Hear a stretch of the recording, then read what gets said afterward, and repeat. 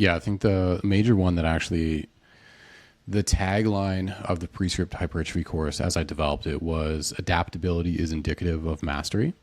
And it's a line that sort of was it was a through line of the entire course, because everything that I was outlining in that course was designed to help people understand the things that you were speaking to. Okay, what are like maybe the mechanisms of stimulating a response?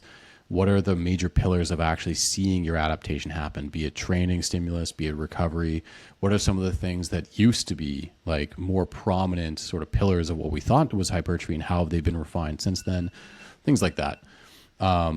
And adaptability is indicative of mastery. To me, it was the recurring theme of there's a few really solid pillars that still exist. And I can give the example of Dr. Brad Schoenfeld. His research and his involvement in the hypertrophy space is pretty legendary at this stage. Like, he's one of the like foremost researchers and communicators in the space. And there's studies that I'll cite that are maybe 10, 15 years old that I'll use as, initially it was a great tent pole to help people understand, and now I'll use it to be like, and this is how we can see the effect of time and how people refine the big rocks of what they really need. So one of the major things that it used to be was the major pillars, the major generators of hypertrophic response: mechanical tension, metabolic stress, and muscle damage. Over the last maybe 15 years, I want to say, it really has come down to mechanical tension is really the actual most focused on, most research-backed driver, like stimulator of a hypertrophic response. Now, metabolic stress kind of lingers there, not necessarily as a direct stimulator, but as a proxy, because the involvement of, or the aggregation of metabolic stress kind of affects the cellular environment, where it helps to amplify tension experienced by certain fibers. The appearance of metabolites themselves may not directly cause cellular signaling that results in muscle tissue growth, but it helps to generate further tension in fibers because of the additive effect of the metabolic stress on the cellular environment. Ergo, it's still mechanical tension, but metabolic stress is a viable strategy to drive mechanical tension. Cool. That's a lot of words that basically says mechanical tension is at the root of this. Metabolic stress, using slightly higher repetition counts with slightly lower rest, can be a tool that you use to create the environment of tension. Muscle damage, and we kind of figured out that that's not great. Like, there's going to be some that's unavoidable consequence of doing anything, but it used to be we need to tear down muscles and build them back up. And then there's an elegant series of studies that showed, mostly you have to repair all the damage before you can see a net accrual of new tissue, which is the major goal of hypertrophy, is build the new things. So maybe let's not beat the shit out of a muscle until it's so damaged, and so on and so forth. So adaptability being indicative of mastery. We have mechanical tension as the major driver. All these different strategies we can employ for the average person. The hand-in-hand sort of through line of research has been, if you get close to failure, which is a proxy for high degrees of mechanical tension, chances are you'll see through research-backed studies a similar result in actual hypertrophy outcomes. So what we do, what everyone needs to focus on for the most part, and then just everybody relax, set the trajectory and go. You need to get close to failure on most of your sets. Doesn't have to be absolute failure, but definitely close, to make sure you're guaranteeing as much tension as you can. And it needs to be for a long enough period of time with consistent enough weekly training such that you're going to allow your body to truly recover over and over and over. So mechanical tension through whatever means, adaptability could be different. Ideally, you're going to use the same machine or the same exercise or the same whatever long enough to acquire the skill to be super efficient at it. But doesn't even necessarily need to be that, as long as you can gain the adequate amount of tension in that area. A good example of this is, you've been tired before. You've gone into a gym and been like, I'm supposed to, leg press or hack squat or pendulum or squat for sets of 6 to 8. Nah, dog.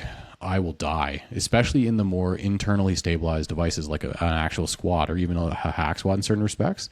You just don't have that level of neurological coordination or even psychological will to do that. But you can still get close to failure going with a set of maybe 10 to 12 to even 15 on certain exercises that will at least maintain the course moving forward. So being fluid in which direction you go to generate your tension. Those are the major things that I would have people focus on. Absolute proximity to failure, consistency of the applied actual stimulus, and everybody chill. as best as you can, have the similar training program moving forward for as long as you can, eat, sleep, and grow muscle. I don't think we can break it down more simply than that. And I think that might be kind of a good stopping point for us to go to.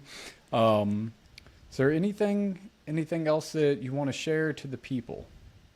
To the people. To give kind of like a rapid overview, like the too long didn't listen version of what the Prescript Collective actually is, because it has existed, I think, for about 3 years now, maybe longer. I'm not even sure at this stage because life is a blur for me, but it's continued education. Prescript as a whole is a continued education company for the fitness space. The Prescript Collective is continued education for that continued education. If you take a course with us, during the duration of the course, you'll be grandfathered in free of charge into the Prescript Collective for that duration of time. You'll gain access to what we have, all the things we have to offer through the collective, being a Discord server to interact with your course cohorts, as well as anyone else that is occupying any of the universal channels, such as Technique Lab, Lit Review Lab, and so on and so forth. So you'll be able to interact with a network of coaches that have basically taken courses and stayed with us. You'll gain access to weekly Technique Labs that you can submit your own training footage for, have it broken down, get advice, improve your training, and then be able to actually learn how to apply the course content that you've been getting week over week. We now have the Athletic Development Lab, which is a similar experience with Coach Nick Ridpath. And intermittently, I think Killian Hamilton is finally being able to make his way back based upon his work schedule. But though at least Nick, if not both of them, will be able to be fielding more sports-specific topical discussions in that respect. So for those that think if you've got a CSCS or you're in that kind of brain space, you work in the collegiate space with actual athletes or sports and things of that nature. The Lit Review and Lit Review Lab that we spoke to. So you get bi-weekly release, or bi-weekly, every 2 week releases, whatever I'm trying to say. Week 1 would be an actual physical copy of the Lit Review, so the paper we would discuss, and then my perspectives. 2 weeks later, we would run the lab for Q&A. And I believe that about covers it, I want to say. So that would be the actual for next to $0 a month. And emerging ideas. And emerging ideas. Oh, shit. Honestly, we spoke a lot about the labs, but emerging ideas has been kind of the flagship of the entire experience. Emerging ideas, similar to the Lit Review, is every 2 weeks you'll receive a new content of, call it a lecture, call it a podcast style, call it an interview, call it whatever, of either a community member, someone within the fitness space more broadly, or one of our staffers. Thayer's done one, Mac has done a couple, I believe. Killian, myself, periodically we will release our own, what would be considered an emerging idea, or at least our perspective in an area of expertise that isn't spoken about nearly as much maybe within our course content or on the internet more broadly. So I just recorded one with a second one with Corey Hagman, which will come out probably in a few months. And it's specifically overviewing, say, the evolving nature of bodybuilding criteria, like judging criteria specific to female bodybuilding. So we're going from bikini to wellness to figure all the way through. But it's topics like that, things that you're going to touch on most likely in your career that you may not have much experience with. I myself will be recording one on, it started as an inside joke, a pushback against optimality, but I really actually want to flesh out the idea of what I've been trolling and referring to as integrated hypertrophy, which is essentially don't fear barbell-based hypertrophy. I'll be releasing one like that. So diverse perspectives, a rolling experience with a plethora of different coaches and topics.